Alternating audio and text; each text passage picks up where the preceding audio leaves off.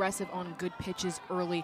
Sophia Knight was the only Tennessee batter yesterday that hit a line drive, and I think that's going to be the difference maker today, is taking that ball from on the ground, rolling over to being level through it.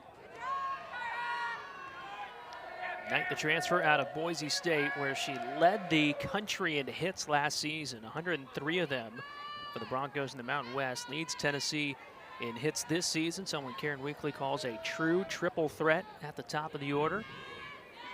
And on the 2-2, Knight runs the count full, seeing a lot of pitches early. And that's what you want to do as a leadoff, and she knows her job is to see a lot of pitches and get on base. Even with her average hitting .444, Coach Weekly said she still has more, and she wants her to step up in these SEC moments.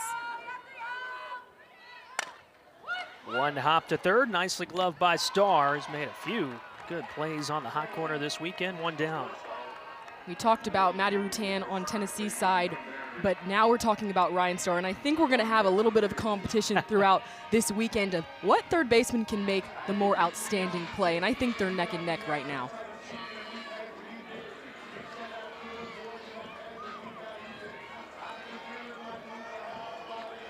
Well, Jamie Traxel coming out to talk things over,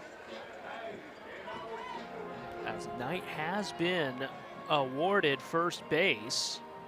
Traxel, they want a conversation, an explanation. Anything jump out to you? The third base umpire, he had his arm out, indicating illegal pitch. So Coach Traxel's probably asking what was illegal about it and just wanting to clarify. But as soon as Sophia Knight was getting down first base, I saw third base umpire's arm out. That's the crew chief, Brett Higgins, over at third today. Robert Penikoff, the first base umpire, Michael Bartling behind the plate. And on the other end of the conversation with Jamie Traxel right now,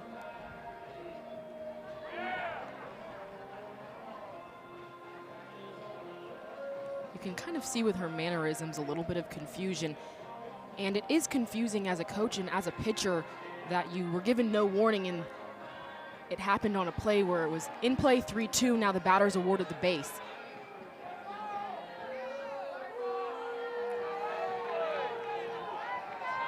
Karen Weekly coming out as well, urging on the conversation to perhaps reach a conclusion.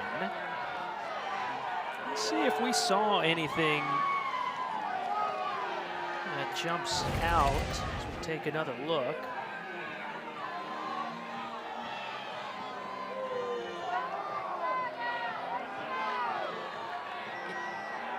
On that angle, it's hard to tell. It could be potentially her not staying in the lines of the mound, and it also could be potentially before she started her pitch. Oftentimes pitchers kind of get caught in a habit of bringing the ball in their glove together and separating. So it could have been a number of things. Obviously, Coach Traxel is confused, but she might have got an answer there. But Coach Weekly wanted the game to speed up, and now the fans are getting rowdy. Big crowd on hand on a chilly Saturday here in Knoxville. Temperatures will just barely touch 60 degrees, but the sun out and shining. And Sophia Knight is officially awarded a walk, so she's aboard at first for Gabby Leach in the 2 spot.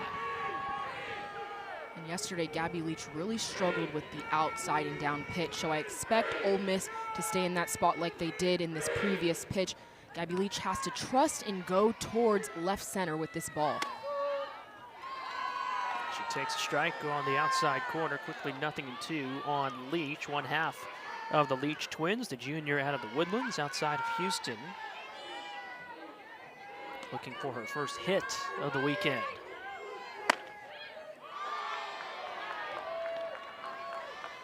And sometimes when Gabby Leach isn't putting her best swing on standing in the box for power, she does go to that slap, and oftentimes it gets her back on track to be able to see the ball well.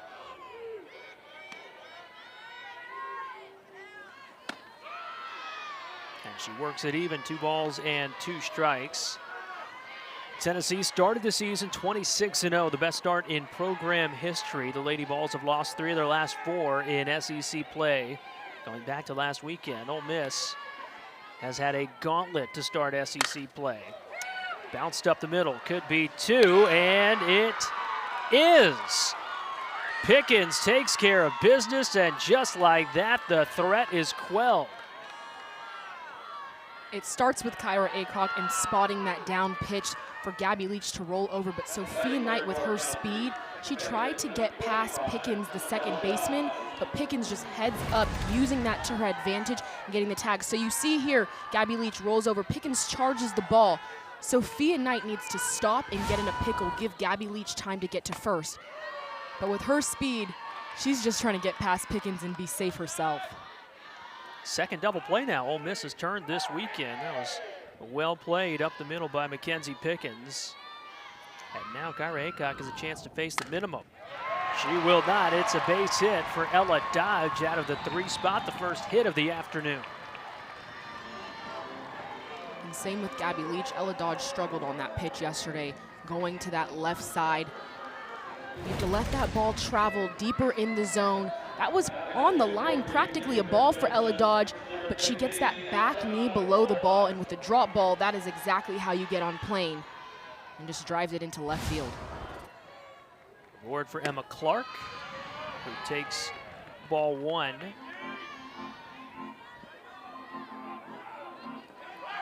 One for 3 last night. Clark also had the lone RBI for the Lady Vols, drawing a bases loaded walk in the home third. And she's in the driver's seat.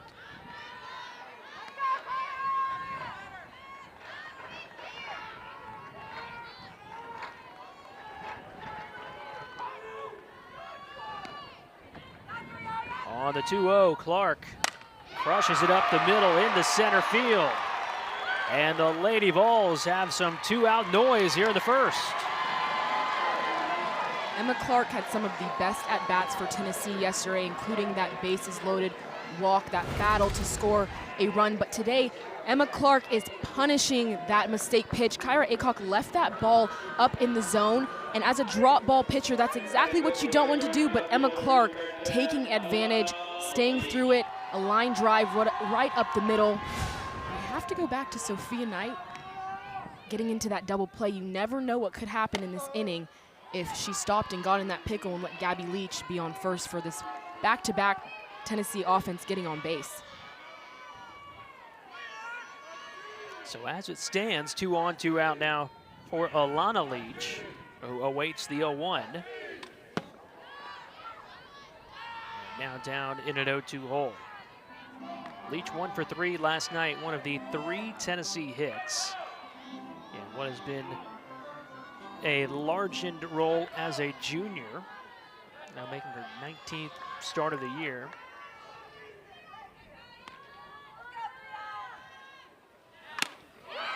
Into the mid, strike 3, and Aycock gets out of trouble. First punch out for Kyra Aycock, who strands 2 aboard. We've played 1 scoreless frame in Knoxville.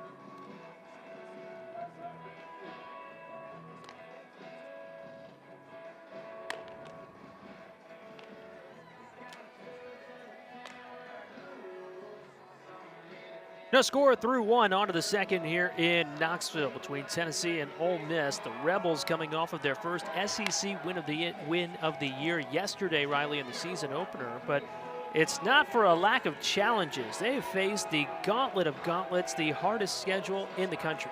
This is one of the hardest SEC schedules I've ever seen, and I haven't played an SEC schedule this tough, but it really developed them throughout the year. Coach Jamie Traxel said everything is going to teach them something, and their growth will be shown, and especially towards the end of the season is where they want to peak. And I think yesterday was a great testament to the challenges that they faced, and they just kept battling, they kept being tough, and it finally worked to their advantage. They played Oklahoma tough on Monday night in Oxford. Ended up being a loss for the Rebels, but like you said, that growth, that momentum translating into a series opening win.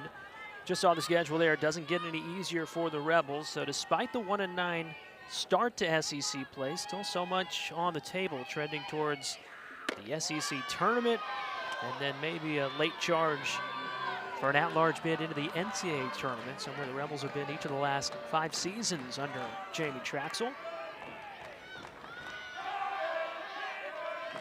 The freshman Maddie George takes a strike, 2-1. George, a really bright spot in the new face, an Ole Miss team that's got 16 fresh faces, 10 transfers and 6 freshmen, and George has been the headliner of this class. Really has not skipped a beat going to college softball. What's most special about Maddie George, yes, she has that power. She can drive to all fields, but being a freshman, she flushes any bad at-bat or any unproductive at-bat that she has.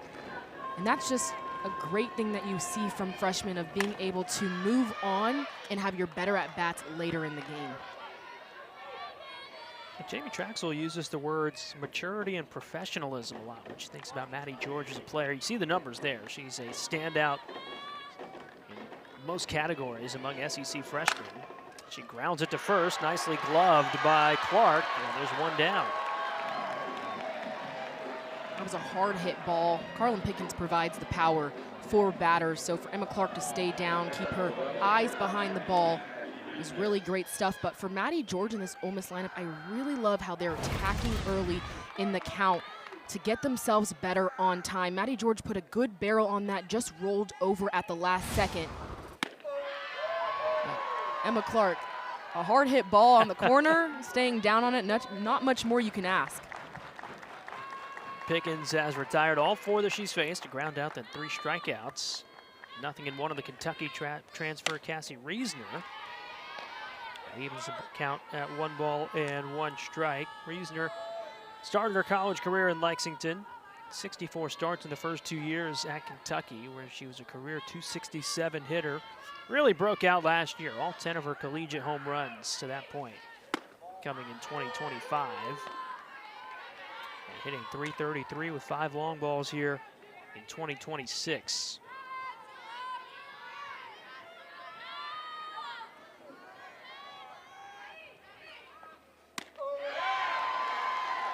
You can really tell that Reisner has played in the SEC, because a lot of, if not all of her success happens in the first few pitches of at-bats. And that's what you know elite hitters look for, is early in the count, the pitcher's trying to get ahead, and they just battle their way and try and put a good swing on in the first few pitches. And a veteran take there to run the count full for Reisner. There you see the numbers, a great sophomore season at Kentucky. She stays alive against Pickens.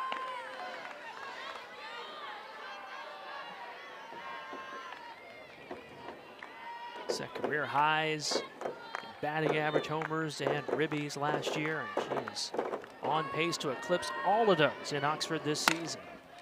Grounded to second, Dodge has it. And that's the 4th straight ground out induced by Carlin Pickens. And this is what Carlin Pickens does, is she uses her defense behind her. Yeah, she has the strikeout numbers.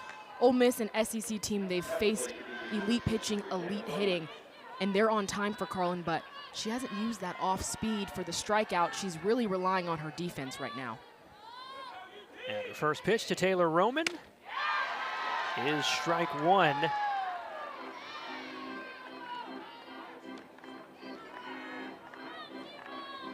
You're going to see Taylor Roman really toe the line, something she's been trying out for the past few weeks. Jamie Traxel said she's really bought in, and that's why she's seen most of her success now. And that pitch got a bit of her, and that's because most of these SEC pitchers see her on the line and are challenging her in, wanting her to get 0-2 an account from fouling balls off like she just did.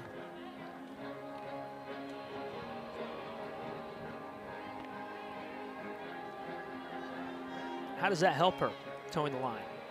It allows her to reach all sides of the plate. She's a heavy pull hitter, has a lot of power going to the left side, so towing the line, any outside pitch, she can drive up the middle or to the left side. It gives her more versatility. We'll see where Pickens goes here with the 0-2.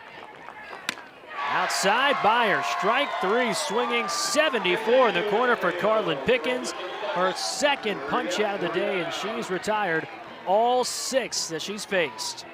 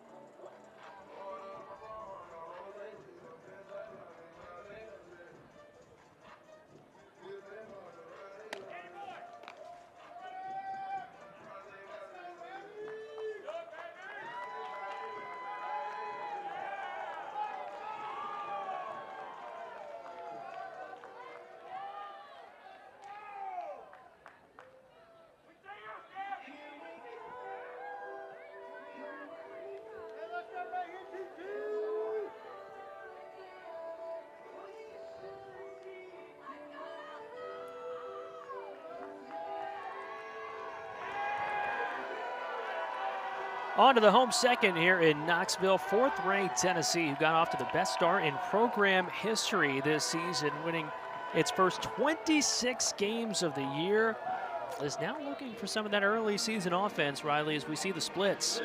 It's no doubt that they've been slumping, especially in these past 7 games, but it's a harder task than it looks to the outside. Once you're in the box and you've identified that your problem as a team is being aggressive, it really starts to make you second guess on strikes and balls. And as a batter, that's the one place you don't want to be in, is second guessing the thing that you've been learning and knowing since you were in T-ball. So for the Tennessee offense, if I'm them, I'm thinking hard over the plate. I'm going to simplify it as much as possible and just try and hit the ball hard. When you break it down like that, it's almost like you can't fail.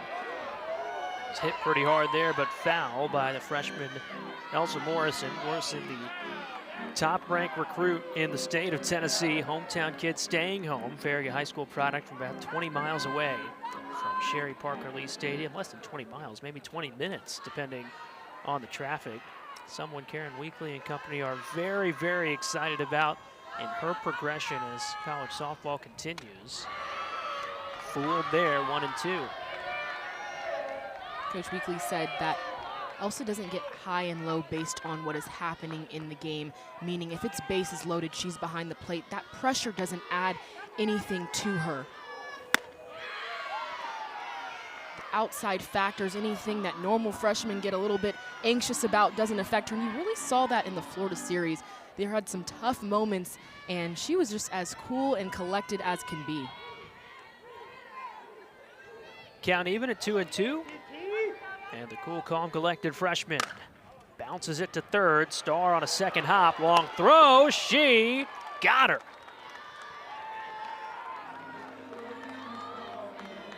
Elsa Morrison yesterday had a lot of these ground outs to the left side.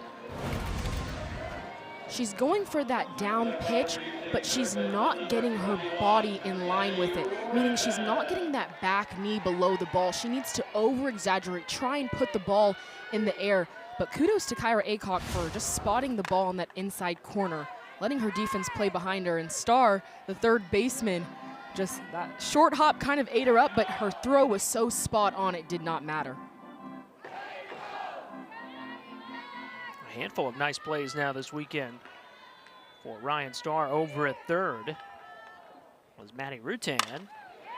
Soft liner to first. Yamas has him. They're 2 down just like that. Kyra Aycock settling in and working ahead. As a down ball pitcher, you know your defense is going to have to work behind you, and Ole Miss did it yesterday, and they're doing it so far today, but she's doing a great job of not bringing anything on the heart of the wide of the plate. That's why Maddie Rutan got the end of her barrel on that ball. Taylor Holly shows bunt and takes strike one. Taylor Holly, the true freshman out of Murrieta, California. 0 for 2 yesterday, coming off the bench in the series opener. Count even at 1-1. Another one of the freshmen who this Tennessee coaching staff feels has a very bright future. Tennessee bringing in the 2nd-ranked recruiting class nationally. A team that returns no all-SEC players on offense. So with all the fanfare, still finding their identity. To short this time, Reesner, 3 up, 3 down, 3 balls that don't leave the infield. Kyra Aycock, perfect through 2. We cruise into the 3rd on Rocky Top.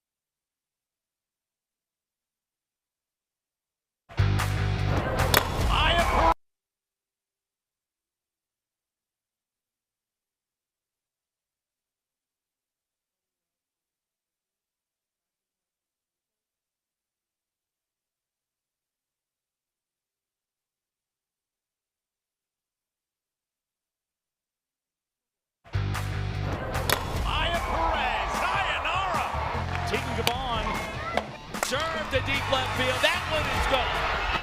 Sends one deep. Back it goes. Big weekend in the SEC. We've got you covered across the ESPN family of networks. Game 2 of the weekend between Ole Miss and Tennessee here in Knoxville as the Rebels look for the series. Tennessee tries to force a rubber game tomorrow. And Riley, just another year in the SEC. There is never an easy 3 games in the Southeastern Conference. There never is. And I don't know about you, Mayan, but I know March Madness is going on. This is my March Madness. It feels like a super regional type weekend. Yesterday, Oklahoma down in the 7th inning comes back, gets the win. And then Texas and Texas A&M, they went to the 7th, tied at 8, walk-off win. I don't know. It doesn't get much better than this. No, it most definitely does not. The SEC well represented in the top 10, the top 25. And the RPI as well. The Longhorns defending national champs. That's a big series taking on the Red Raiders, who are looking for a little bit of redemption as Ole Miss has its first hit of the game. Leilana Applin delivers out of the 7 spot.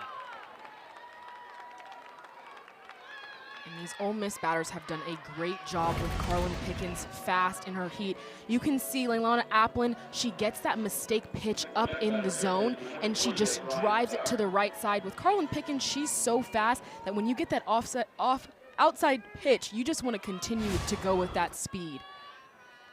It's the first base runner of the day for the Rebels as Ryan Starr tries to play small ball but fouls it away. Starr now in her 3rd season in Oxford after starting her career at Syracuse. A very quick infielder. We've already seen that on display and finding her identity now at the plate as well. As Carlin Pickens will now try to work around a little bit of traffic. Back-to-back SEC Pitcher of the Year, Riley, and the heartbeat of the staff, a team, a program that has taken on that staff approach the last few seasons. And Pickens has been the headliner. They've mixed it up on when they've thrown her out there, but there's still no doubt about it. She's the star in the circle. And we talked to Coach Weekly about her decision-making throughout the weekend. When are you going to start Carlin? When are you going to start Sage? Even bringing in Aaron Newer at times. She hasn't quite found exactly what she wants just yet. She said she wants to continue to keep opposing teams guessing. And when you have 3 arms in the circle for your staff that can be number ones at other schools, that might be the method to the madness of surprising other teams so they don't know how to prepare for you. Which buzzsaw do you want to face today? 2-1 is down and out. Now 3 balls and a strike. Pickens did start on Sunday at Florida. That was a loss for the Lady Vols and for Pickens, who's 7-2 in the circle. Again, missed 10 days with an arm strain. She exited during the Belmont game in early March, came back in relief role. She's battled and worked the count full. And Ryan Starr, the batter, with Carlin Pickens' velocity and kind of that natural tail down in the zone, she really has to get her barrel out in front, keep her eyes behind the ball, and try not to stab at it. If you have any movement on your side, you're going to miss 70 plus.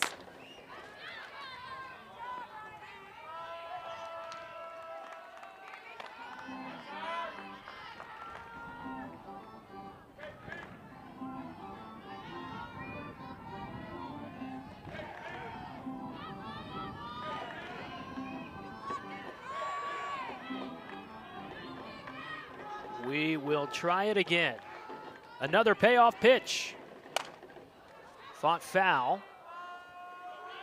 As Starr stays alive. With 2 strikes, you're just trying to foul off any pitch, hoping Pickens makes a mistake in the circle. But for Starr, she needs to get that front foot down earlier to be able to catch the ball more out in front and make this Tennessee defense work. She works her way aboard. First free pass issued by Carlin Pickens. And Ole Miss has 2 on with nobody out in the 3rd.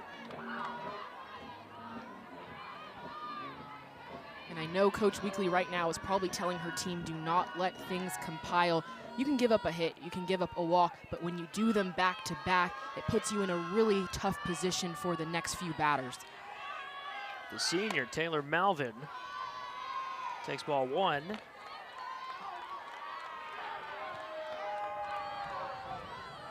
Malvin, an everyday starter the last year and a half for Ole Miss, serving as that secondary table setter, hitting over 300 this season. And Megan Rhodes-Smith will come out to talk things over with her All-American pitcher. And right now the conversation is going to be, Malvin's a slapper. She's not going to be able to beat you with that long ball. Go right at her, especially with the top of the lineup coming back up. But Malvin, she led off this Ole Miss team for a good portion of the year, especially that Texas series. So it's almost serving as you're facing 2 leadoff back-to-back. She's a veteran, she's a senior, she's seen it all. So she's going to have a really smart at-bat right now. Make Carlin Pickens come to her.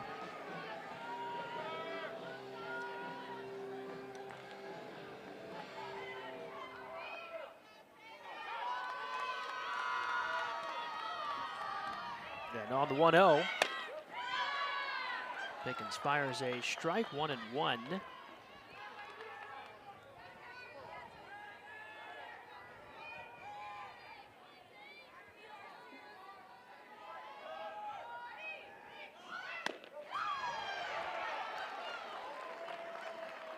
1-2. Malvin, who has increased her role as her collegiate career has gone on.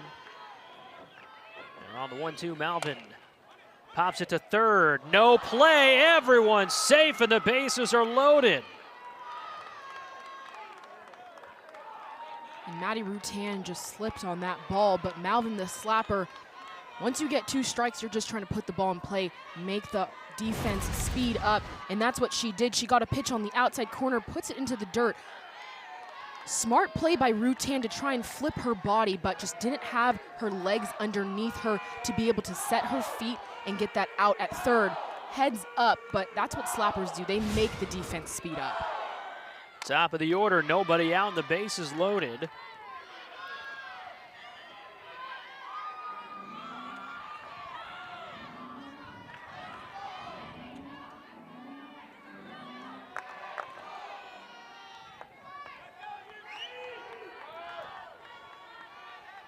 Nothing in one on Kennedy Bunker, who had the leadoff homer yesterday. 0-2. And you know, as a batter right now, Carlin Pickens, the pressure is on her. She is going to bring you a strike, and she has to, unless she wants to walk a runner in. So Bunker really needs to be ready in those first 2 pitches to drive a ball to the outfield. Catches a piece and stays alive there.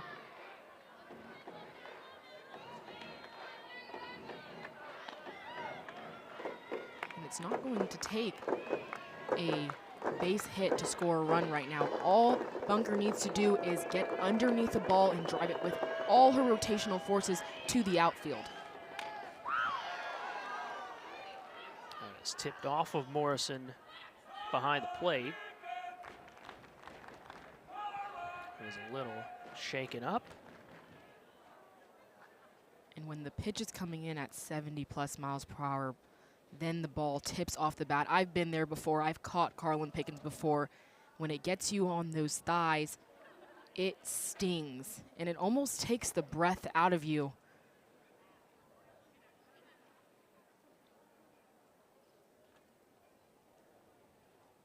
So the freshman Elsa Morrison being tended to behind the plate on the back end of that foul ball by Kennedy Bunker.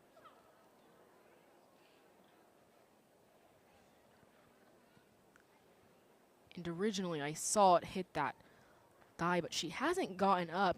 Like I said, it sometimes takes the breath out of you. So maybe that's exactly what she's feeling right now, but catchers are tough back there. They put their bodies literally on the line to keep runs from scoring. And a well-deserved ovation for the Tennessee freshman. When we take a look at it, yeah, right on that left thigh from the foul tip from Bunker. Yeah, ouch. And I feel her. You might have to wipe away a tear or more at this point. They hurt, but you see a little bit of a smile there from her, so she looks to be all right. I know her team has her back on this, and now they're probably making a joke out of it. Hey, how about that as a welcome to college softball? True freshman in Morrison behind the plate. Who are you catching? Just the person who throws faster than anybody in the history of the game.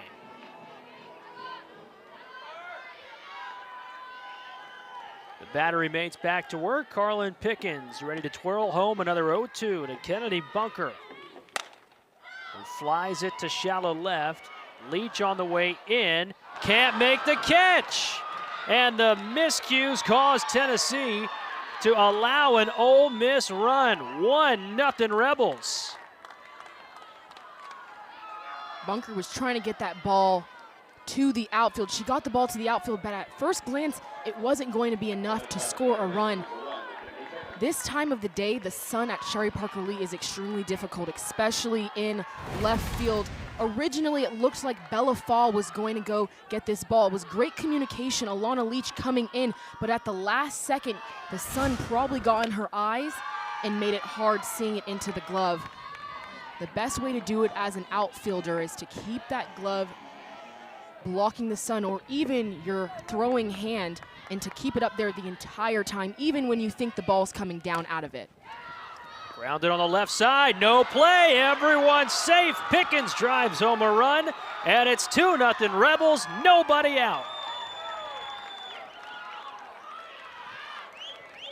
You immediately see Ella Dodge calling a timeout, getting the entire team together. The miscues are just one after the other. Maddie Rutan, that's her ball all day. A slow roller hit off the handle of Pickens. She needs to come across, but there wasn't communication between Bella Fall, the shortstop, and Maddie Rutan at third base. Now Ella Dodge, she's the leader of this infield and this team. She immediately turned to the umpire, called timeout, gathered the entire team together. You don't often see outfielders coming in for a timeout, but this just goes to show how much they needed this fresh air, this talk to get back on track. What is the conversation, Riley? How do you reset when things are spinning really fast? It first starts with a deep breath. The game feels like it's moving a million miles per hour for you at this point, and then you start to look to your players to your left and to your right, and you make that intentional eye contact, and you talk about, what am I going to do when I get the ball on this next play? So nobody out. 2 runs home for the Rebels. 2 unearned runs home for the Rebels. As Percy Yamas bounces it to Pickens, she'll come home for the force out, throw to first in time for a 1-2-3 double play. And it looked like that conversation immediately got Tennessee back on track. Carlin Pickens said, I'm going to try and do this myself. I'm going to continue to roll balls, this time right back to me. She does a great job fielding her position and not rushing it, understanding the speed and timing that she has, especially with Percy Yamas, Elsa Morrison then with an accurate throw to Ella Dodge at first. Runners do advance, so 2 in scoring position, but now 2 out for Maddie George in the cleanup spot. And what has been a sloppy defensive inning for the Lady Vols. Even at 1-1. And we talked about it earlier, of the difference maker yesterday was who punished mistakes. Ole Miss punished mistakes on missed pitches and wild pitches. And they're still continuing to do that, putting balls in play and speeding up Tennessee's defense and scoring runs out of it. 1-1 to George. Right to Pickens, and she caught it. Oh, what a catch by Carlin Pickens. And she's fired up as she should be. Carlin Pickens always shows emotion, but this is as intense as it gets. A couple miscues from Tennessee's defense and a line drive back to her. She just flips the ball. She's excited.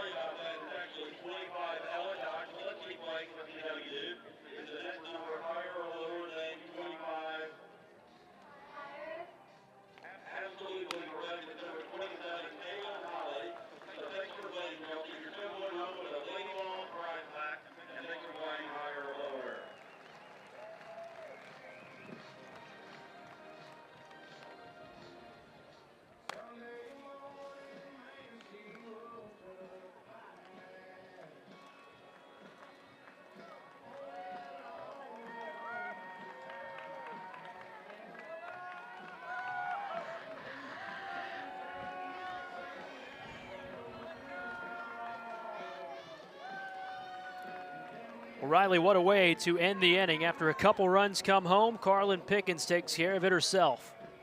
Carlin had a couple miscues from her defense in that inning, and you can see a little bit of frustration, intensity. She flips the ball, and then she immediately is pointing like, now we have to do it.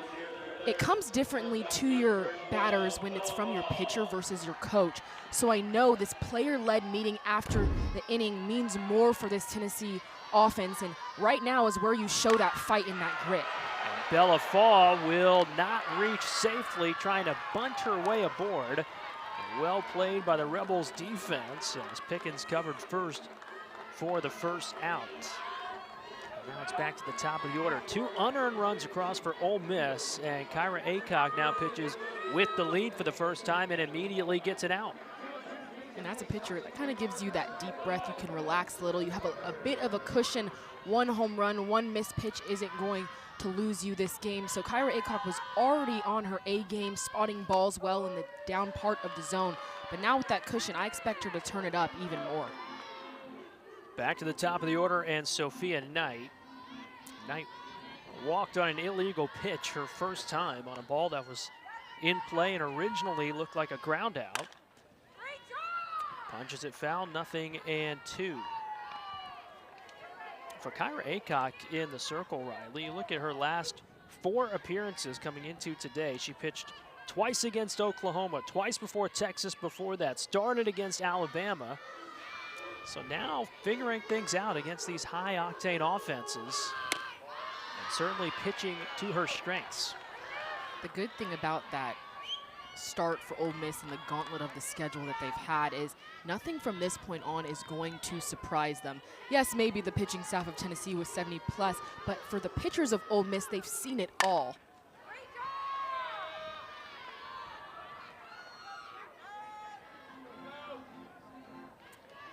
So Aycock, who did not throw a ton of innings at Oklahoma State last season, brings that calm presence in the circle.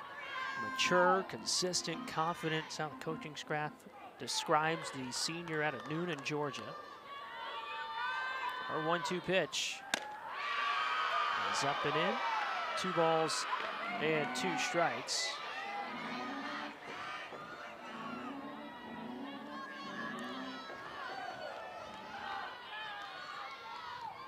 Eating up a lot of innings midway through the season. As part of this Ole Miss staff that returned no innings from the Oklahoma City run. And they don't have a Power 4 team besides an SEC play. So Coach Traxel said that when they got an SEC, they were still learning how to play at that level of competition at the same time of finding their identity. Softly rolled to first. The foot race is won by the Rebels. Pickens covering again, and Knight grounds out. I've been really impressed by the composure that this Ole Miss defense has had. Sophia Knight has incredible speed out of the box, but Persiamas takes this ball and doesn't rush and speed up, just provides a perfect toss for Pickens to get over at second. Persiamas is one of those players that Coach Traxel says is young, but in not a disrespectful way. She doesn't think she's ever seen her sweat. Yeah. And she means that because no matter how the game's going, whether it's the World Series or it's a midweek, she is consistent with her emotions. 1-0 on Gabby Leach. High fly, right side. Yamas wants it. She's got it. And Kyra Aycock's twirled 3 scoreless innings in the circle. We head to the 4th. Tennessee trails by 2. We'll talk to Karen Weekly on the other side.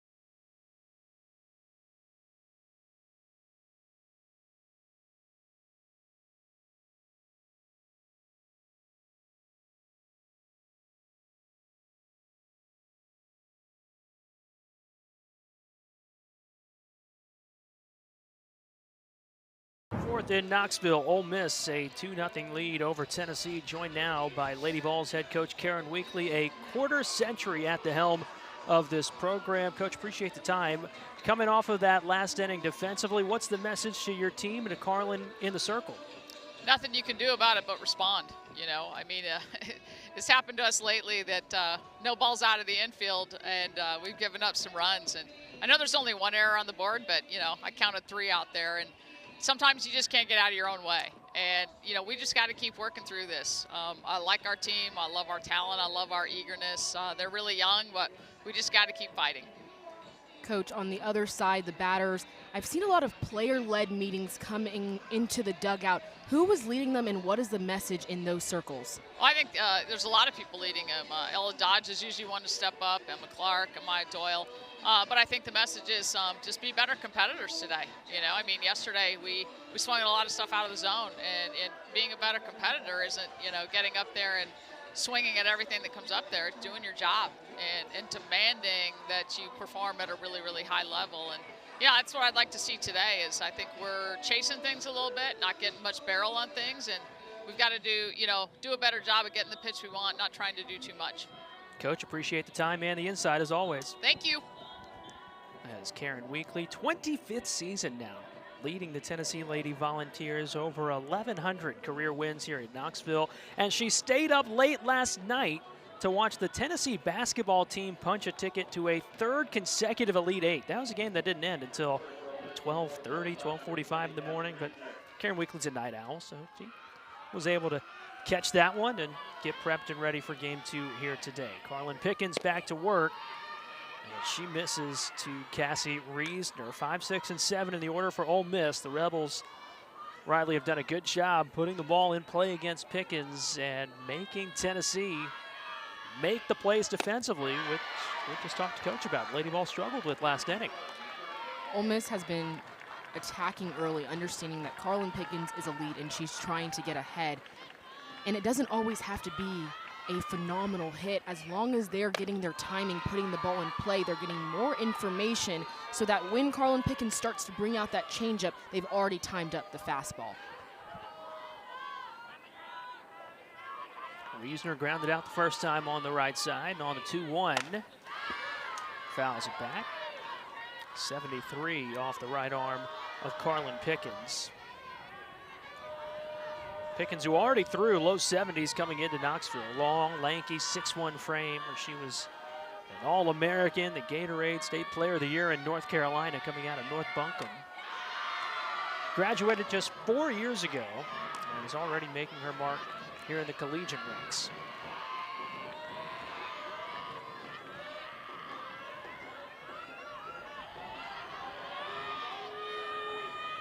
Her 60th pitch of the afternoon is grounded to first. Clark has it, 1 down.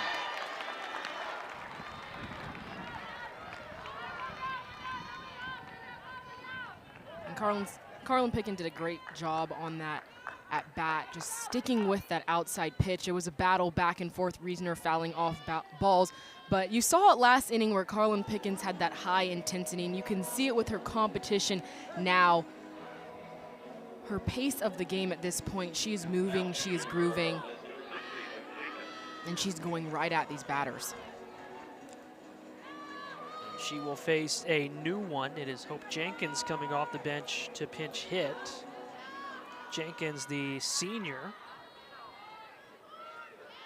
a two-way player. She spent 3 years as a two-way star at UConn, and now transferring into Ole Miss. Jenkins on the year, 1 for her first 11 offensively.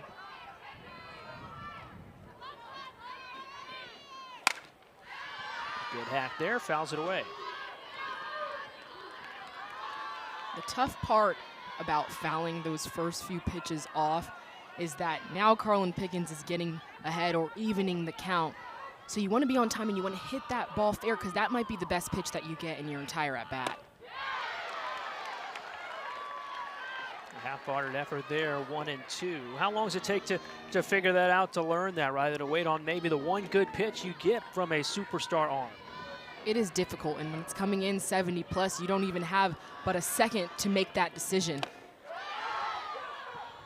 As a batter, if I'm facing Carlin Pickens and I know she hasn't showed me that changeup, I'm going to cheat with my hips, meaning that as soon as I get that front foot down in the hitting position, I'm starting those hips, even if my takes look like the previous one of Jenkins where I'm starting to go. Fair ball, but Jenkins is injured on the play and grounds out.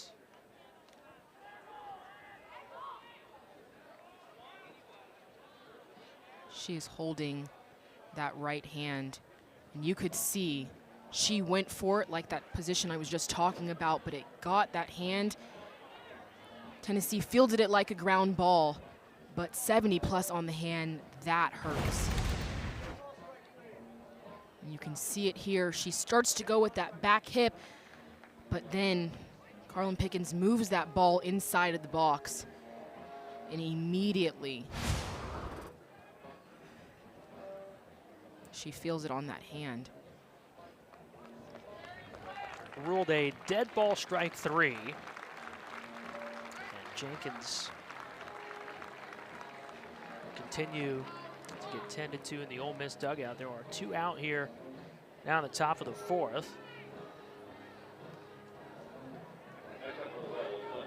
And Leilana Applin, who got the first hit of the afternoon for Ole Miss, started that 2-run third, comes back to the plate. And this is on the off speed.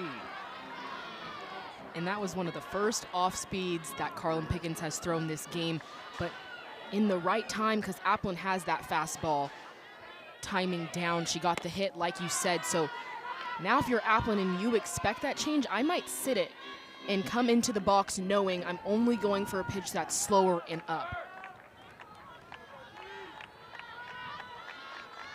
1-1 on the way. Applin takes ball 2.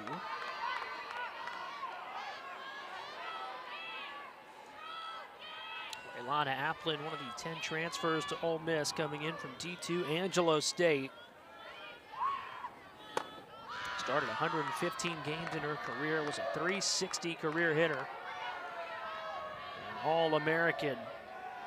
And went to the D2 postseason a couple of times, now transitioning to SEC play. In the driver's seat against the flamethrower. 3-1 pitch. Fouled away.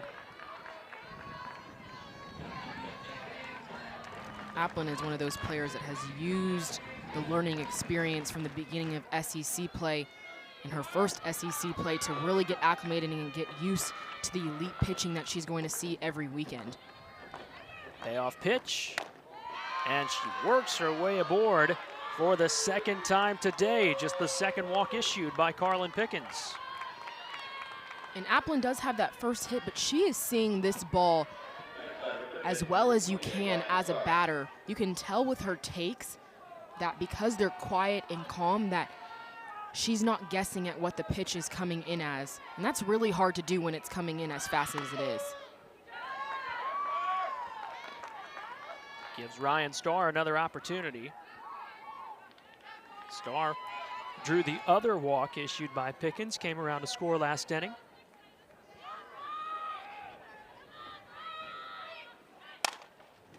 On the right side, dodge to Clark, and the inning is over as Pickens works around some 2-out traffic. We head to the bottom of the 4th.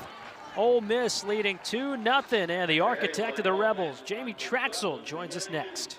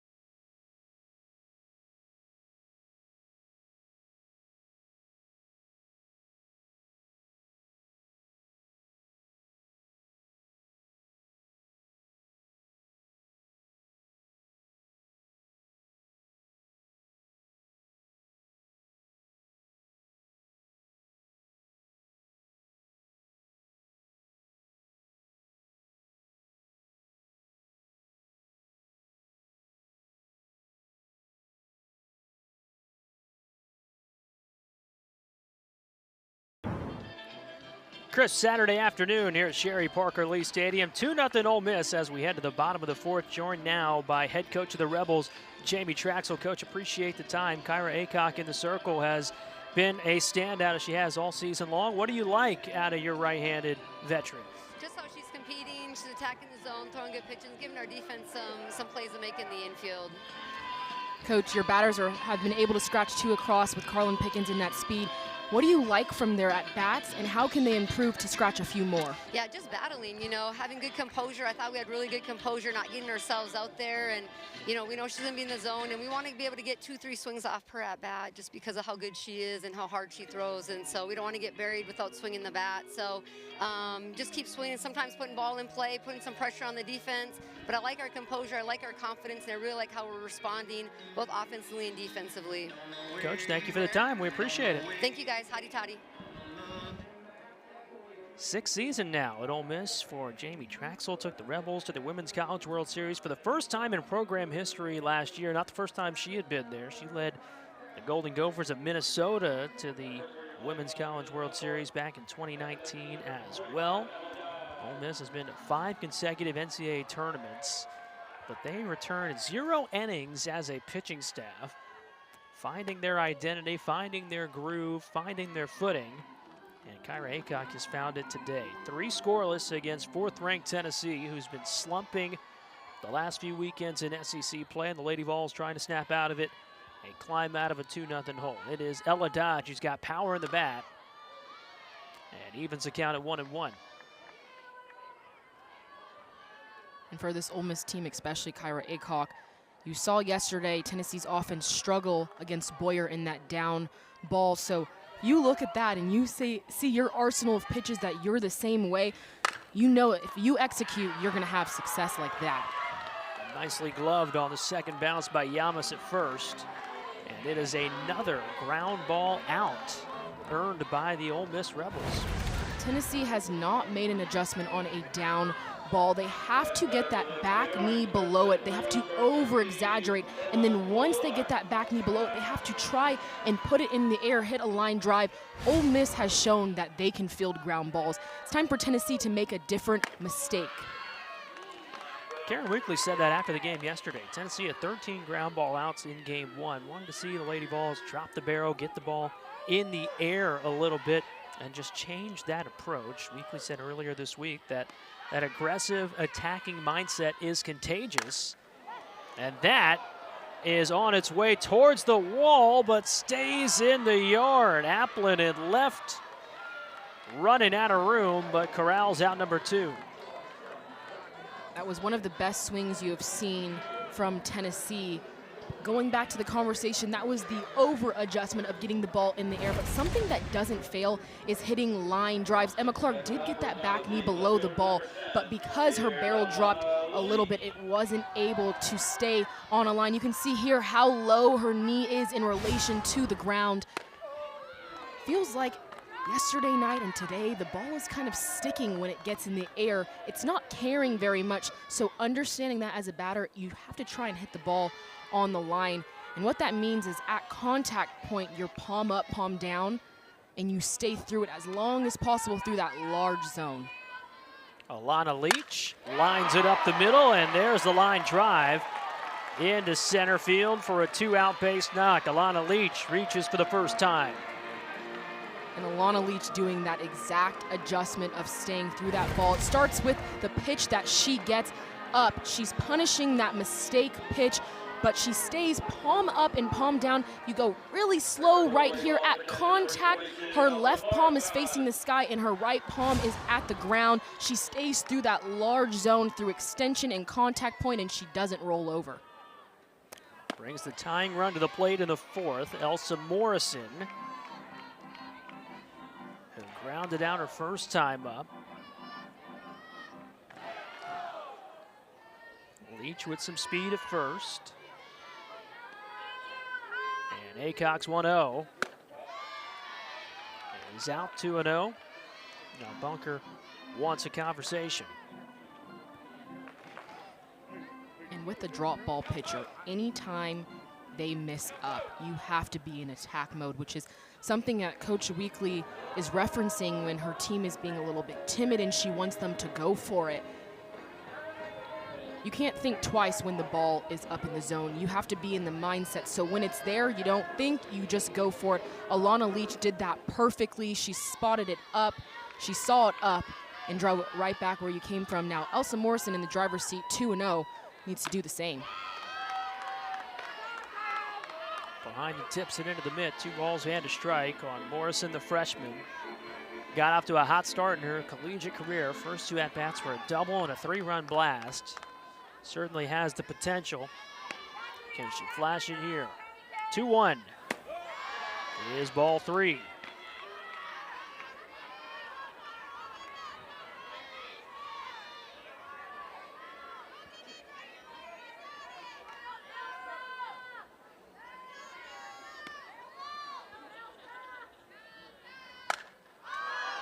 Right side, Yama's tracking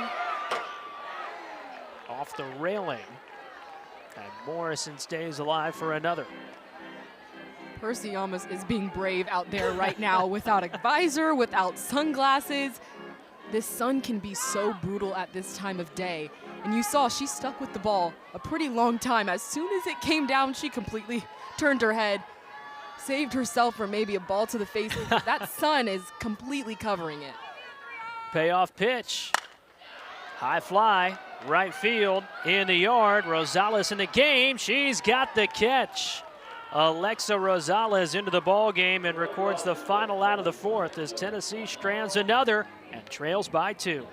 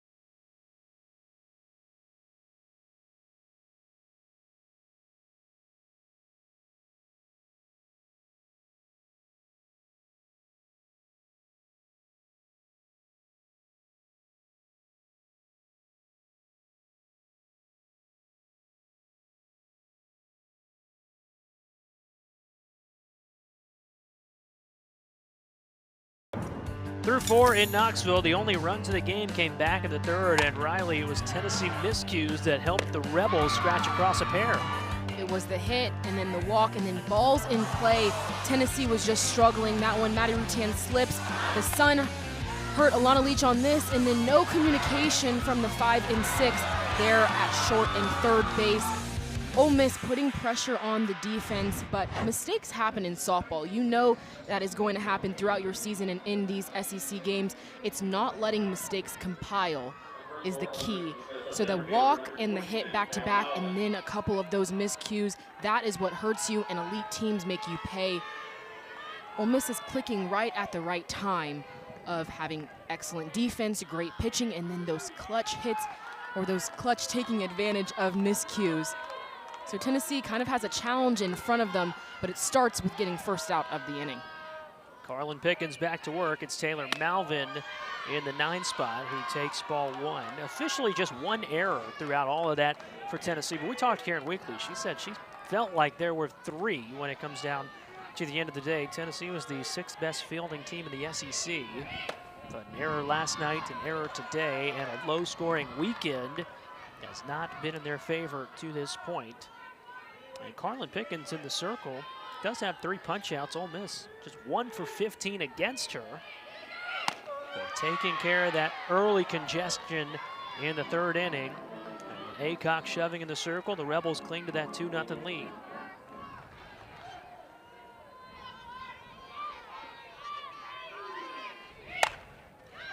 Left field foul. And Coach Traxel, when we talked to her about the tough schedule, she always talked about learning from those experiences and being comfortable when you're facing elite pitching, that it might just be 1 or 2 innings that you have a chance to score. And it looks like her team is finally comfortable in that position, scratching across 2 in that 3rd inning. Count even at 3 balls and 2 strikes is what we talk about so often, right? Repetitions, reps, reps, reps. And with Ole Miss coming through this murderer's row of a schedule to start SEC play, at this point, that 1-9 in conference play can fool you if you haven't seen what the Rebels have experienced. And to Ole Miss, that should give them a little bit of confidence that they have seen it all. Nothing from this point on is going to surprise them, especially in postseason. With Oklahoma, they saw one of the best hitting lineups in the SEC, in the nation, or possibly ever. And now you're seeing one of the best pitching staff, record-breaking pitches from Carlin Pickens. He cleanly fields the grounder for out number 1, top of the order coming up for the Rebels. Well, number 8, Oklahoma, and number 2, Texas finish up their big 3-game series today. Coverage begins at 5 Eastern, 4 Central on the SEC Network. Big walk-off win for the Longhorns last night. And the Red River rivalry wraps up here later this afternoon. Here in Knoxville, the middle game of this 3-game set. Ole Miss a 2-1 winner last night. The Rebels won in Knoxville for the first time since 2008. A series that Tennessee lopsidedly leads 54-14, but Ole Miss can now pick up a marquee road series win. And this Ole Miss team, we keep talking about how hard that schedule is, but they finally had something to show for it. They were getting better and better every single week. So now they're playing with all the momentum. They had nothing to lose coming into the series, but now they're really wanting that series win against a top 5 team. It doesn't get better than that. And a free pass issued. Bunker is plunked on 4 relatively uncompetitive pitches. Very unusual out of Carlin Pickens. A 1-out base runner now in the 5th. And this one just kind of slips out of Carlin's hand. She tries to go inside on Bunker. But if there's a place to get hit, right on the legs is the best place for 70+. But you got to take everything that they give you. We've been talking about it the entire game of punishing those mistakes. You have a base runner on, now Ole Miss going to try and do everything they can to scratch another run across. It's Izzy Rediger on as a pinch runner at first. 1 on with 1 out for Mackenzie Pickens in the 2 spot. He wastes no time, 0-1.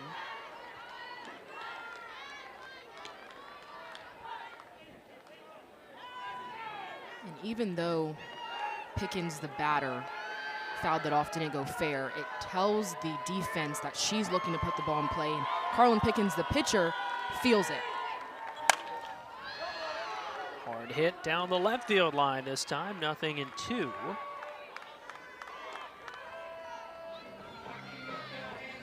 Carlin Pickens starting to mix speeds a little bit now, 3rd time through the order. How do you adjust if you're the Rebels?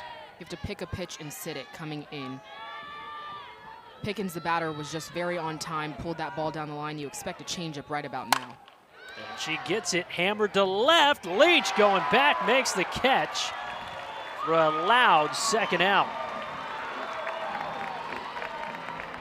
Leach had one of those miscues early in the game working with that sun. And we always say in softball, the ball finds you again. This ball, a hard hit ball off the bat of Pickens. Leach's first step is her most important step, and she immediately retreats back to the wall.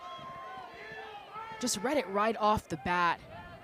Even at the last second, she had her glove tucked, reaches up. That's one of those plays that you talk about after the game, of the bounce back from the miscue to that. That's what you look for as a coach. You know mistakes happen, but when you're able to keep your focus and not dwell on the previous mistake, that's when you get your best from your players. So it gives Carlin Pickens and the Lady Vols an opportunity to get out of the inning unscathed. 1 on with 2 out. Percy Yamas here in the 3 spot. Yamas preseason all SEC, a calm and consistent leader in the heart of the Ole Miss order. With over 350 last season, 10 homers, and tied a single season program record with her 55 runs batted in.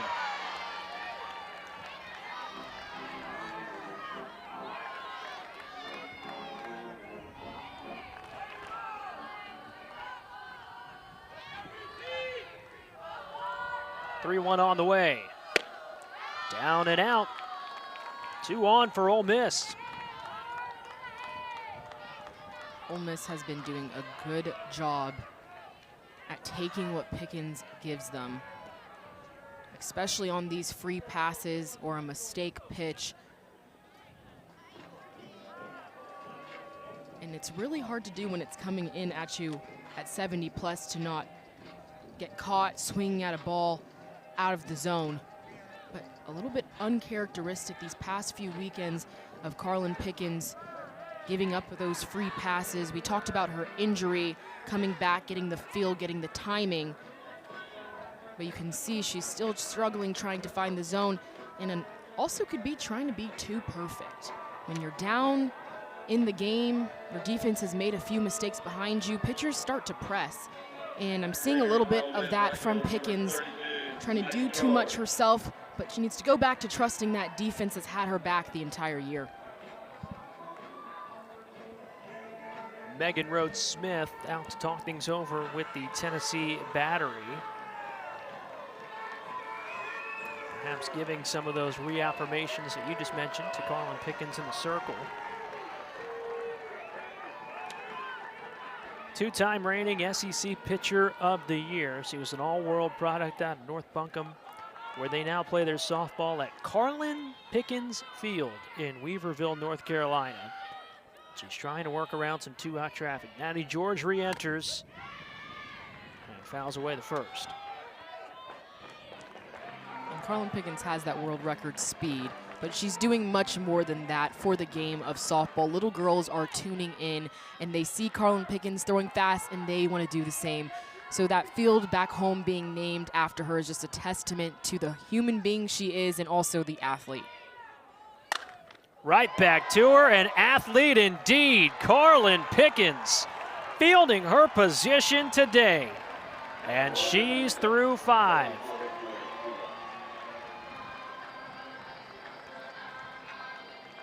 All smiles now, but you got to be on alert in the circle. Her velocity provides the power, and she just gets it done with little PFP action.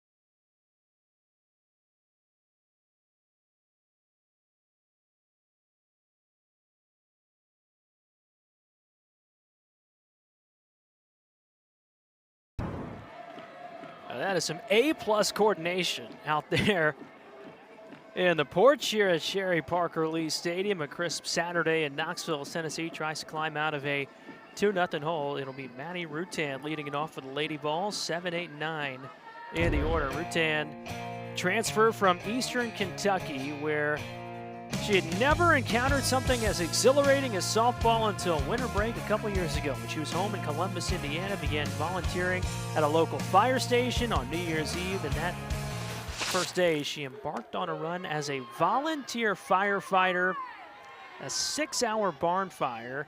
And even though she was only observing Riley, she was hooked. She said she's never felt the rush that compares to being on the field until she got to that. She felt like it was like being at the plate when the bases are loaded, 2 outs and a full count. So she changed her degree to Eastern Kentucky's renowned Fire Protection Administration degree. An immersive, hands-on experience. And Maddie Rutan hopes to join the ranks one day. And it just seems like the perfect fit for Rutan. Having talked to her, understanding her mentality, she is just tough overall. And then she also puts out those fires on the field. She covers that 5-6 hole so well, but just shows the competitor and the fight that she has. Being a firefighter is not an easy job or a career path. So kudos to Maddie Rutan for wanting to be a first responder when softball is over. A very, very cool story indeed. Pops up the 1-2 right into the sun, and it is 2 bases for Maddie Rutan, assisted by Mother Nature. We've been talking about how crucial this sun is throughout the entire game. We saw on Tennessee's side some miscues earlier in this game. Percy Yamas, Ole Miss first baseman, dealing with the sun, and now it's Pickens at second base. She got under the ball, and then you can immediately see that she said she can't see it. Cassie Reasoner, the shortstop, too far from making the play. But from Pickens at second base, you never see her try and shield the sun. So that's always the first step of getting that glove up there. But Maddie Rutan, we talk about it, those mistakes, taking advantage. She was out the box going for 2 bases, putting herself in scoring position, trying to get a little something going for this Tennessee offense.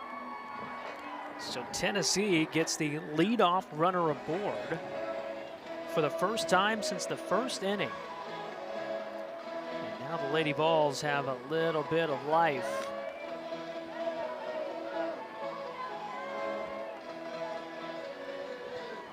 I think this is the difference maker for this Tennessee team. And we talked to Coach Weekly in her interview. Don't be afraid and go for it. You have to hold yourself to that standard. If you're Tennessee in their offense right now, you have to tell yourself, this is not an option to score this run at second base. Whatever it takes, we have to get it done, is what they should be saying to one another. It's a tough task, but there comes to a point when you get so frustrated with not executing with runners on base that you do anything that it takes. So Tennessee stranded all 3 runners it's had today. Now with a runner in scoring position and nobody out. It's that critical time late in the game that you mentioned here, partner. Rutan aboard at second. Holly at the plate. Tay Holly, the freshman, rounded out her first time. And she awaits the 1-0. On the corner, strike 1. And Kyra Aycock has been doing a phenomenal job, especially against the left-handed batters of Tennessee, of spotting that outside pitch. Tennessee has not made that adjustment going to left field with the ball or a hard ball through that 5-6 hole much. And you see it there again, 2 in a row. If I'm a left-handed batter, I'm going to be towing the line and selling out for that outside pitch. If she comes in, so what? At least I'm going to be making a different adjustment. On the 1-2, Holly. In and out of the mitt. Another chance at it.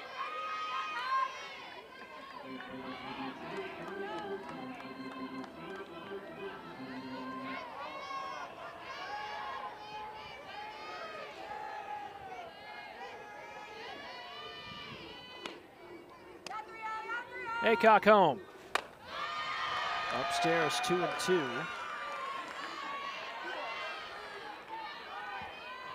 Bella Fall in the 9 spot waits on deck at the top of the order, lurking after that. Tying run of the plate here in the 5th. 2-2 pitch. Ball 3. And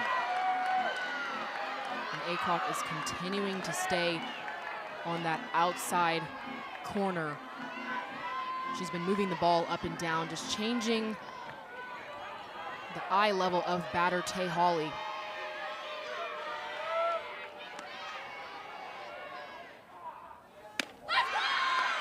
Ball 4. 2 on to begin the Tennessee 5th. And what an at-bat from Tay Hawley.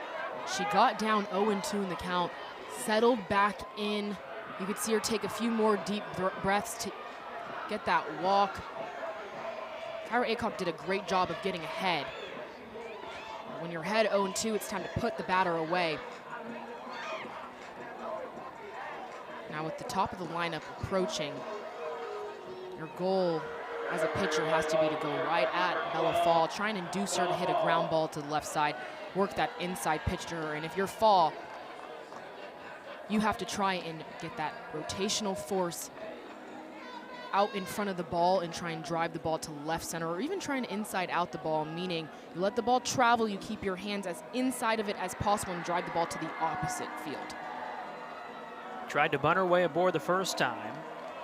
It was caught going down the first base line. Crowd on its feet. A sold out Saturday at Sherry Parker Lee Stadium, and ready to erupt. 2 on, nobody out. Tennessee down by 2. Fall shows bunt, gets it down, and does the job. 2 in scoring position.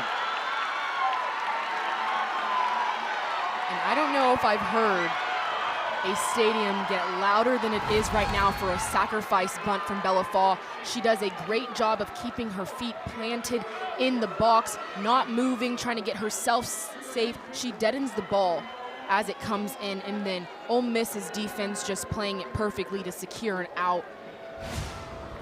Tennessee fans got on their feet. There hasn't been much action from the offense, so they got excited for that sac bunt, and so did the players on the field. They were out the dugout hyping up Bella Fall for being selfless and getting it down. So as it stands, sac bunt, the runner's advancing, but Jamie Traxel will go to a challenge here, wants to review something at first.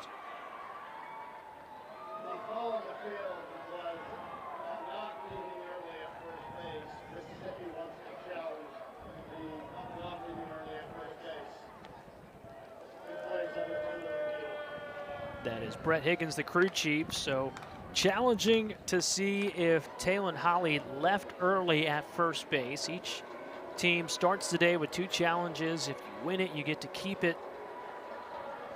And Jamie Traxel will utilize the challenge here, if for nothing else, to slow down maybe some mojo and perhaps get a second out in the inning. And for Ole Miss, this could be very clutch for them to break up this momentum that Tennessee is starting to develop. Let's take a look at it. It's hard to tell from initial.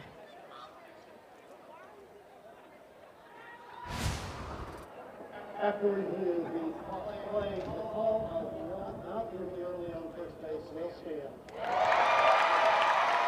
Call stands. There has to be clear, undisputed video evidence to overturn it.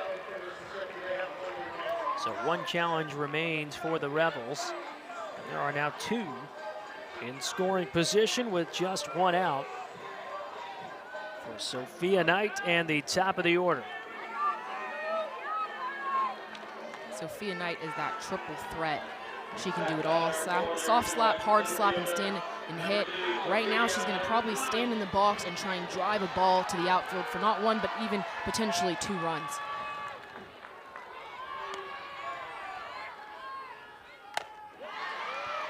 Big cut at the first, 0-1 on Knight.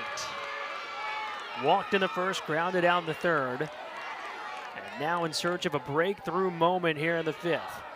Both Rebel runs coming back in the 3rd inning. And Tennessee's best scoring opportunity coming here in the 5th.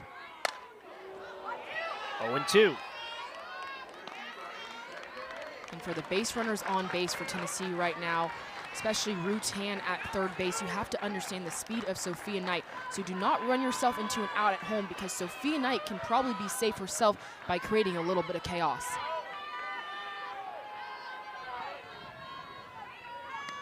Karen Weekly says she can hit in all counts. That gets by. Here comes Rutan. She is out. Didn't make it to the plate. Bunker recovers and makes the play. 2 down in the 5th. Just mentioned not running yourself into an out at home base. Rutan hesitated on that ball that went to the backstop, didn't give herself a chance to make it in. Bunker laying out to stop that play, but let's take a look. As soon as the ball is passed, she hesitated not once, but twice. As soon as you hesitate, you have to just go back to the base. Punch to center field, that's down. Could have tied the game. 1 run across to score, an RBI for Sophia Knight, and it's now 2-1 in the 5th.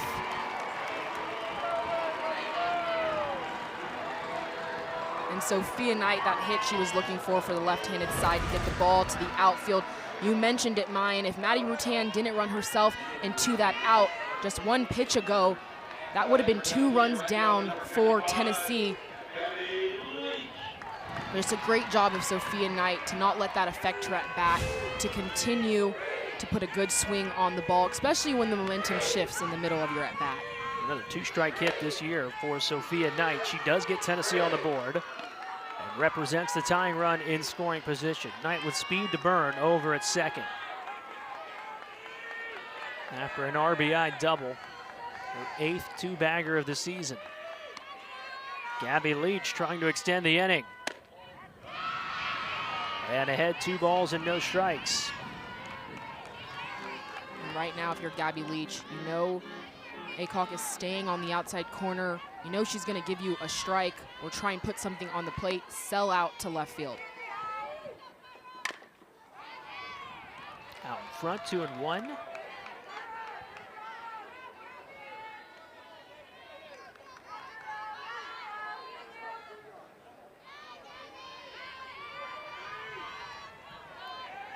Part of the long Leach legacy for the Lady Vols. And the newest chapter, Gabby Leach on the 2-1. An aggressive take at ball 3.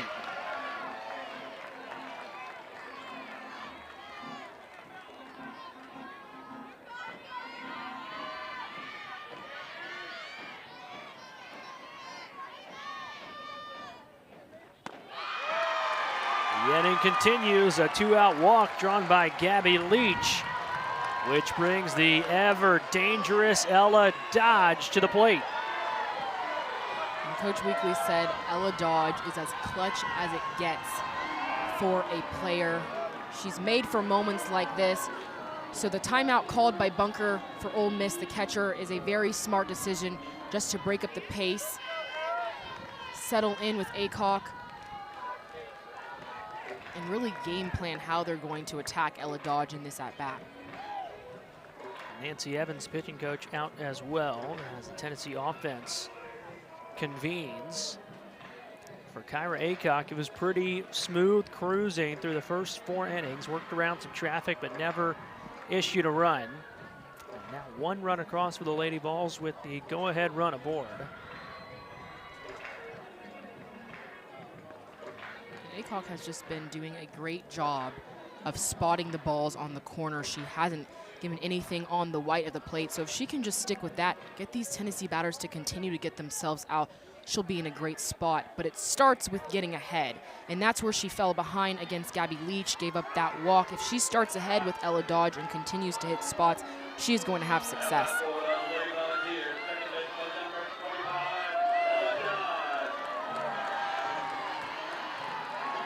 Crowd loud, the table is set.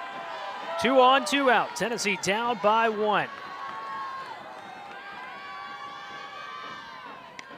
And Ella Dodge Take strike one.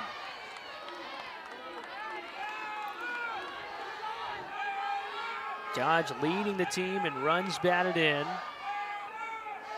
He's gotten better and better. Redshirt sophomore who enrolled early to get to campus to learn how college softball works. Started 49 games last year. Reached safely in the first 30 of this season. One of the big vocal leaders and the big offensive leader for the Lady Vols. Can she deliver in the clutch again? The 0-1.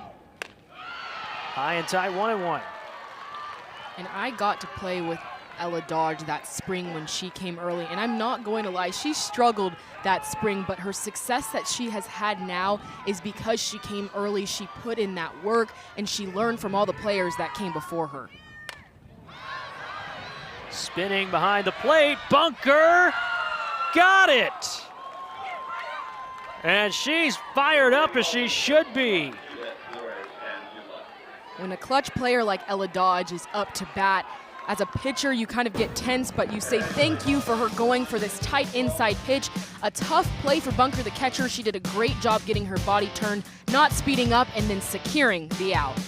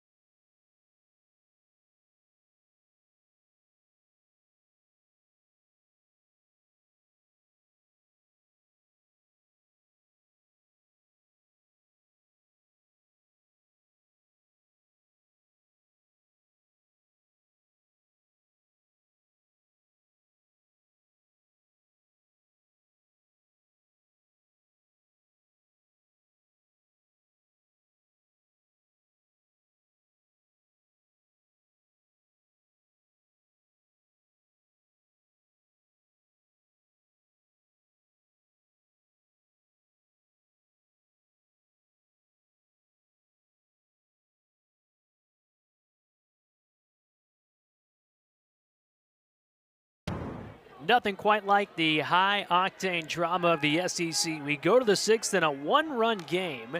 A pitcher's duel in the circle. 5 hits for Tennessee, but the lone run coming last half inning on a Sophia Knight double. Ole Miss took advantage of Lady Ball miscues and has put the ball in play against the flamethrower Carlin Pickens to score their 2 Rebel runs back in the third, and that's where we are now, on to the sixth in a one-run game. Ole Miss winning last night in the series opener, their first SEC win of the year, and Tennessee tries to get back in the driver's seat after dropping 3 of its last 4 conference games. Carlin Pickens back to work. It is Cassie Reesner who swings through strike 1. Riley had been down there on this diamond a lot. The vibe check, there is something there. What's your gut telling you? Tennessee has established their problem has been not being aggressive enough, kind of playing timid, letting the game dictate how they play. And the stats might not show it, but the challenge is that is once you've established what the problem is not trying to press at that problem. On offense, and now you can see it on defense, they're trying to play perfect on all aspects of the game. And you have to understand that you're not going to be perfect. Mistakes are going to happen, but you want to fail aggressively if you do fail.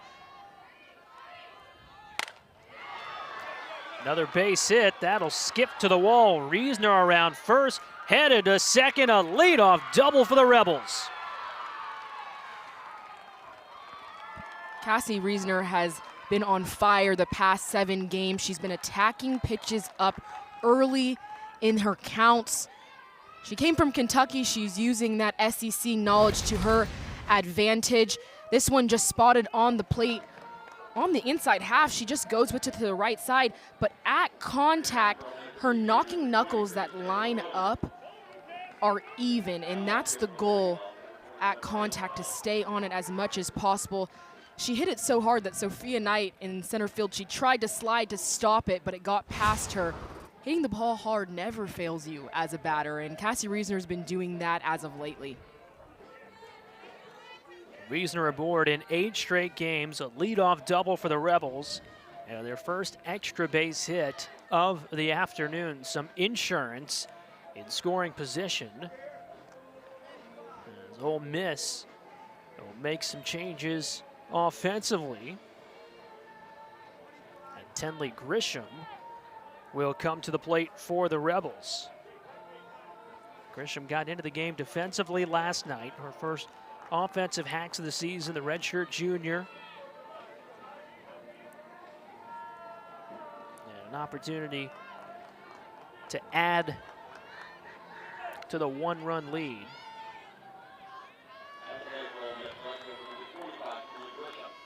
He's played a bunch this season, .275 hitter off the bench, and Grisham takes ball 1.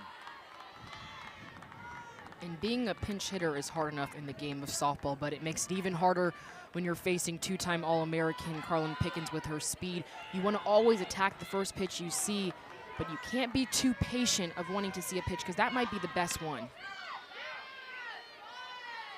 In the mitt for a strike. Pickens trying to work around a little traffic once again. Her 1-1 pitch is out 2-1.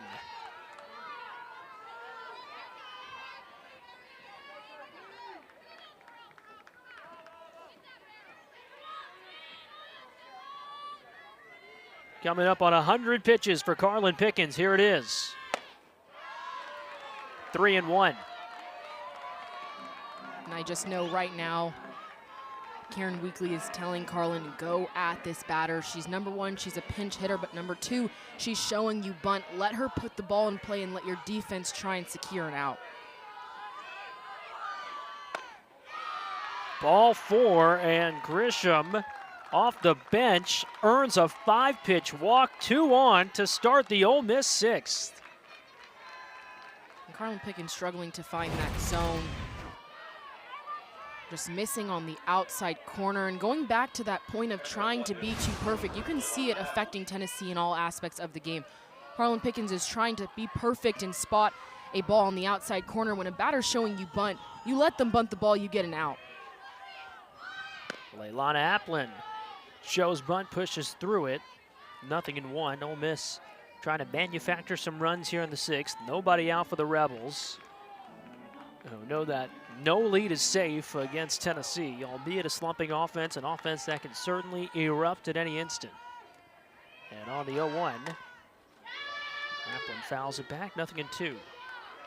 Ole Miss hasn't been able to get that bunt down because they're moving their feet a little bit too early. If you're sacrificing, you understand that you're completely giving yourself up. And you can see here, as soon as the ball is starting to come to Applin, she's already moving her feet towards first base. You want to have your feet feeling like you're stuck in cement and see the ball down before you take off.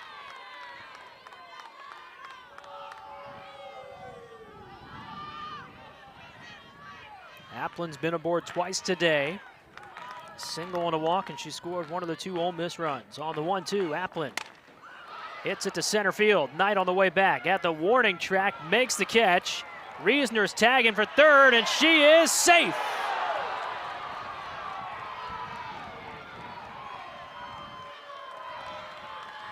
And what a throw and what a tag on that play. It starts with Sophia Knight in center field. This ball was hit pretty hard off the bat. She gets behind the ball, so therefore her momentum coming in helps with the throw, and then the throw was spot on. Reisner challenging the Tennessee defense, sliding in, going to the opposite side of the bag. That's essential because when Rutan, the third baseman, is on one corner, you go to the other to make it a challenge for her to have to get to you with that glove. But I love the challenging of the defense and base running, just constantly putting pressure, making another team play catch. And that's the name of the game. Can you make a team throw the ball, catch the ball, and throw it again? So while not the traditional sacrifice bunt, the mission accomplished. 2 in scoring position as Ole Miss goes to the bench again. Rachel Connors comes on offensively. Connors 9 for 30 this season. A 300 hitter, the sophomore at Perry High School in Chandler, Arizona. And on the 0-1, Connors swings through it, 0-2.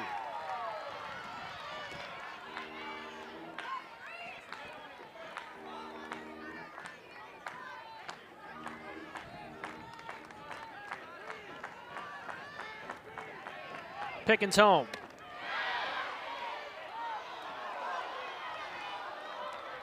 That's just a great spot from Pickens. 0-2, you don't have to put the ball on the plate. You don't have to put the ball close to the plate. But with that pitch, she was able to see how Connors is pretty out in front.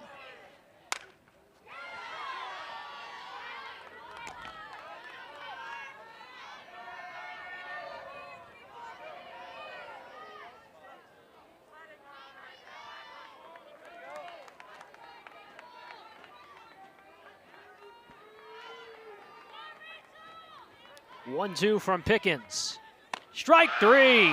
Carlin Pickens with punch out number 4.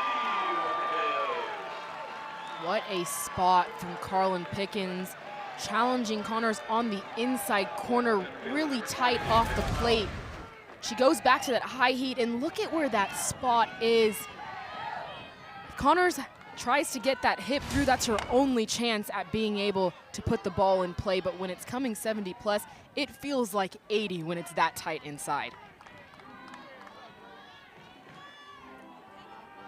The Rebels had 2 on with nobody out, and Carlin Pickens could get out of it unscathed and preserve a 1-run deficit.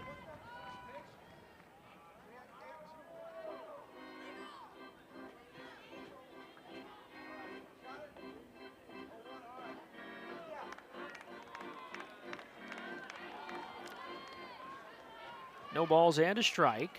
It's a brief conversation between the umpires there. It is Taylor Malvin in the 9 spot. He takes the ball and evens the count 1-1. Malvin reached on a fielder's choice her first time, and it bounced out to Pickens the next time.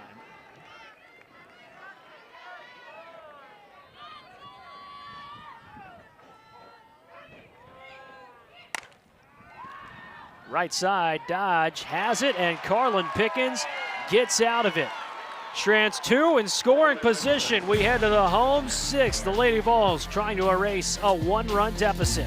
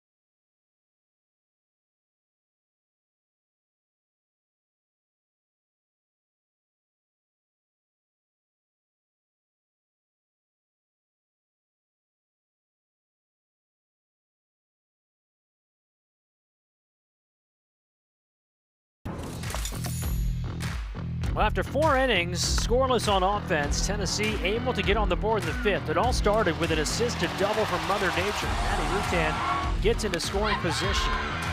A walk that ensued And then with 2 in scoring position, despite this play at the plate, Riley, Tennessee able to get on the board thanks to Sophia Knight. It was a textbook inning to start of just getting runners on any way you can, but that base running in air by Maddie Rutan, that mental error and hesitation, I think, shut down a little bit of the momentum of Tennessee. But Sophia Knight has led the way hitting line drives throughout this weekend, and that's what Tennessee's offense needs to do and make that adjustment. They've rolled over on quite a few ground balls from these Ole Miss pitchers. Both Aycock today and Boyer yesterday, they are down ball pitchers, so they like to roll ground balls. That's what their go-to is, trusting their defense. So as an offense for Tennessee, they need to understand that line drives, getting underneath this ball, getting on plane with it, is going to be how they can beat them. The Ole Miss pitching staff so far has picked up 36 defensive outs this week. And of those 36, 23 have been ground balls. And there is some action in the bullpen. It's Emily Boyer, who threw all 7 yesterday, getting loose. Another ground ball, nicely gloved by Riesner. A smooth play at short for the first out of the inning. What a play by Cassidy Riesner at shortstop. Off the bat of Emma Clark, I immediately thought this was getting through to the outfield, but she went in the angle that she took on it was why she was successful. Because it's hit so hard, the angle is a little bit back. She takes one step towards the outfield. And then she goes with the eyes behind, short hop. If you're Aycock, the pitcher, that fires you up. Your defense absolutely has your back. And on hard hit balls, just staying composed as an infield. You mentioned how many ground balls they've had to field, and Coach Jamie Traxel always says that she preaches ball security and accurate throws, and they've shown ball security today. 1-1 on Alana Leach. Re-enters offensively. Leach 1 for 2 today. Singled back in the 4th for Tennessee. Tennessee team that's out hitting Ole Miss 5-2, but just the 1 run to show for it. As Aycock, with the help of her defense, has limited the damage. Another ground ball out. Pickens to Yamas, 2 down.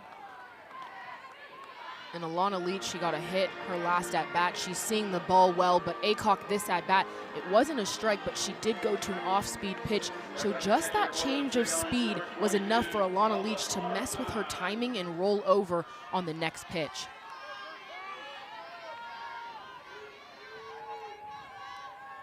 Kyra Aycock, stellar in the circle. And she faces Elsa Morrison here in the 6th spot. Aycock so far 5 2/3. Just the 1 run against her, 5 hits, 3 walks to 1 strikeout, but it's been that defense bailing her out as Tennessee is yet to drop the barrel. 2-0. And there's 2 ways to hit that drop ball. A lot of people talk about dropping the barrel, but others talk about using your body to get you on plane. Elsa Morrison, she was hitting a lot of ground balls, and she dropped that barrel, had a flare pop up to right field. So she's one of the batters that has to use her body to help her get on plane. She has to sink into that back knee, get below, and then try and be having a level swing from there on out.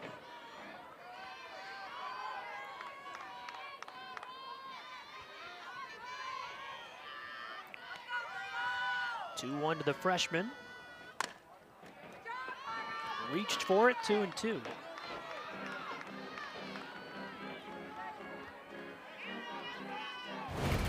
On the swing, it's an outside pitch, but you see how Elsa's bat drops and she tries to pull it to the left side. What you like to see is that back knee almost touching the ground so she can get her body on plane with it. Lays off there, 3 balls and 2 strikes.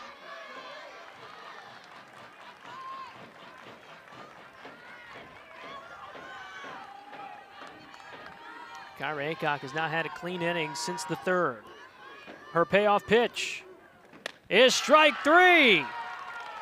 A perfect 6th for Kyra Aycock. Her 2nd strikeout takes Ole Miss to the 7th in front by 1. A perfect time for Aycock to show that rise ball with the high heat for Elsa Morrison. Kyra Aycock is on fire right now.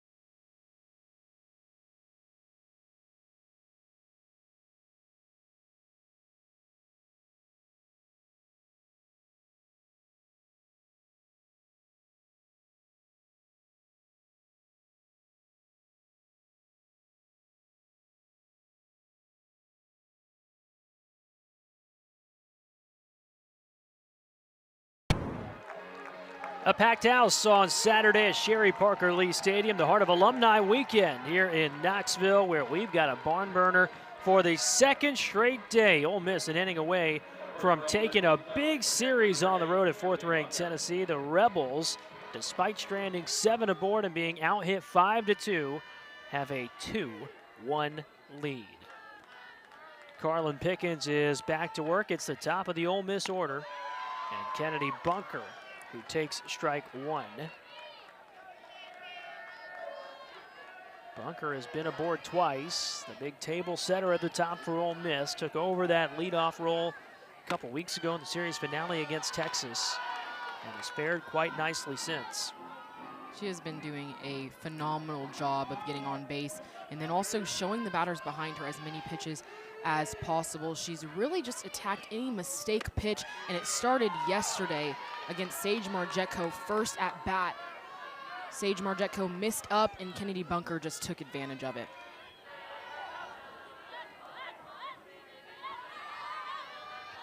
On the 2-1, Bunker swings through, 2-2.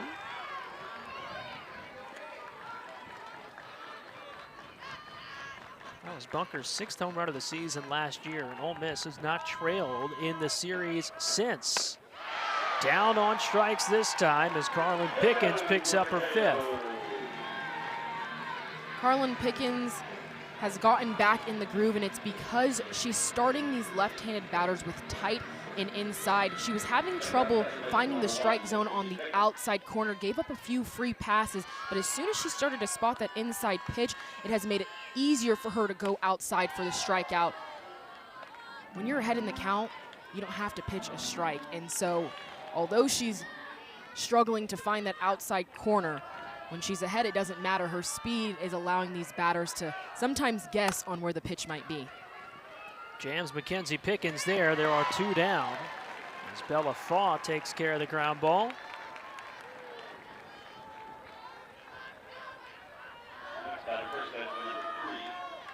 And once again, Carlin going back to that inside pitch on these Ole Miss batters. Got Pickens right there on the handle, and now she's starting to utilize her defense again. 0-1 on Percy Yamas. A great sophomore for Ole Miss. Yamas 0 for 2 with a walk today. Has bounced a couple right back to Pickens in the circle. And on the 0-1, she fouls it back, 0-2.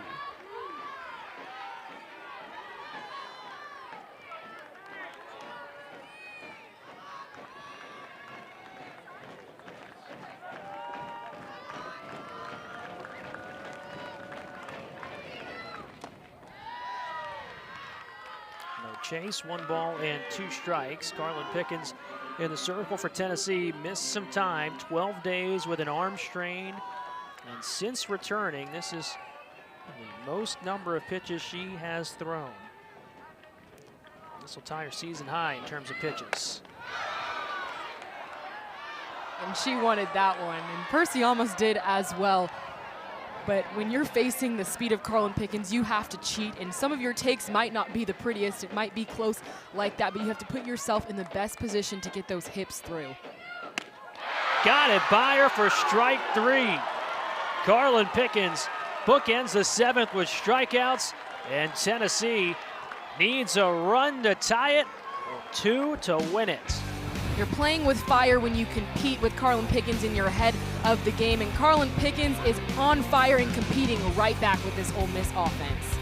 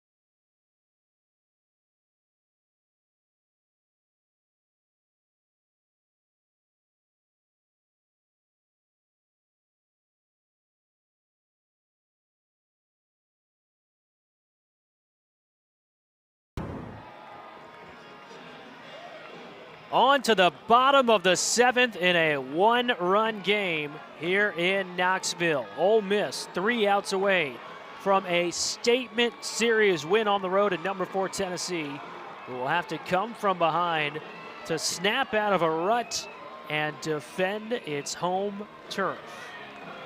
Maybe the biggest momentum game of the season for these two teams at Riley for the 2nd straight day. It's coming down to a tight game in the 7th. And what more can you ask for from SEC softball on Saturdays than coming down to the wire? But that poses a challenge for both teams of being able to stay composed and not make this bigger than what it is. Meredith Barnhart into the game to pinch hit and immediately delivers off the bench. The freshman with a pinch hit single to begin the 7th. And sometimes you need fresh eyes to come off the bench to make something happen. Barnhart did a great job of not waiting for a great pitch, or excuse me, for taking that great pitch over the plate and driving it right back up the middle. She didn't wait. She just immediately went after it. A mistake pitch up in the zone, she punished it. We've been talking about that all game long. Yesterday, the series came down to punishing the other team when they made mistakes, and Barnhart just did that. Zoe Schuler on to pinch run. Tying run is aboard, the winning run of the plate for Tennessee. Kyra Aycock, who has worked in and out of trouble, flirted with danger a few times, but has not been burned. Now in her biggest pressure-packed situation. And the conversation here for Ole Miss's defense is to secure an out on that ground ball. Understand you're trying to get that lead runner if it comes to you. Don't speed up or rush anything. Secure one out.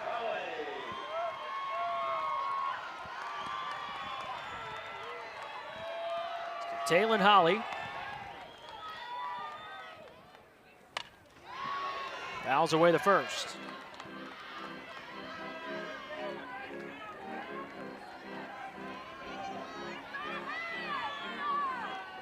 Holly has power, 4 home runs this season.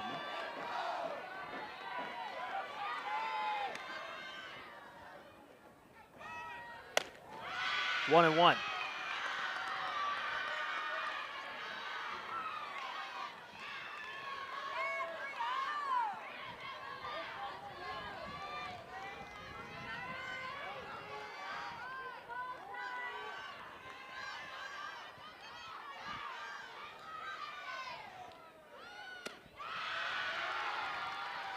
Two and one to Tay Holly in the 8th spot. And you can see how much Karen Weekly wants to put this runner in scoring position. Tay Holly has the power, but she's going to that sacrifice bunt.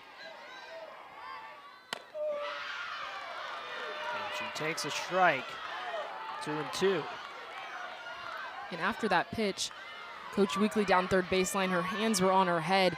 That was one of the lower pitches called in the game, but if you're Tay Holly, bunting a low pitch is the easier pitch to bunt. But now she's just got a battle with 2 strikes on her.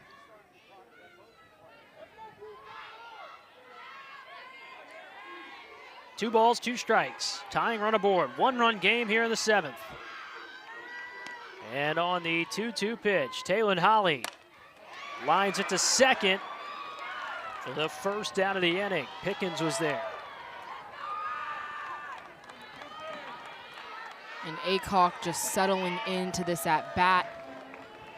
She was behind, eventually got that low strike, and then just worked this in and on the hands of Tay Holly.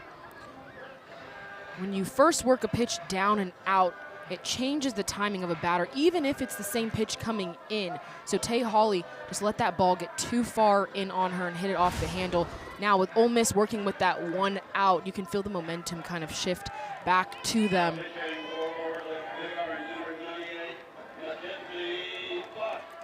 It's Mackenzie Butt who will pinch hit here in the 9th spot.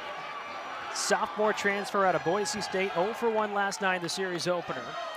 But with plenty of power, 7 home runs this season. Tied for the team high. And she takes a strike. 0-1. But with plenty of power, some of the highest exit velocity on this Lady Vols roster.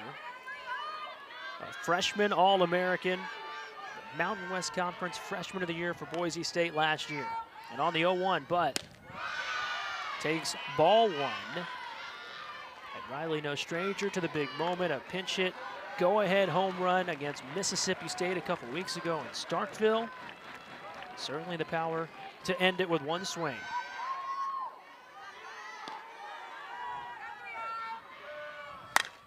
Up the middle, could be two. Pickens to second for one. It's over. For the first time in program history, Ole Miss wins a series in Knoxville, and it's the dazzling defense that does it again. The defense had Aycock's back the entire game, and what more picture-perfect way to end it than the ground ball to Pickens and able to turn it to first base. This was a turning point game for Ole Miss. They had such a crucial schedule in SEC play, but this has really shown everything that they have learned has been put into effect, and they've grown so much this year. And the pitchers for Ole Miss just carrying this team, working the ball down in the zone, and then at the end of the day, just trusting their defense, a complete team win. They have quieted the crowd, quieted the noise. After an 0-9 start to SEC play, the Ole Miss Rebels are no strangers to success. And they swipe a series, winning games 1 and 2. We'll have game 3 for you tomorrow here in Knoxville. First pitch at 1:30 Eastern. For Riley West, Catherine Liggett, Isabel Green, our entire crew, Mike Patel saying so long from Rocky Top.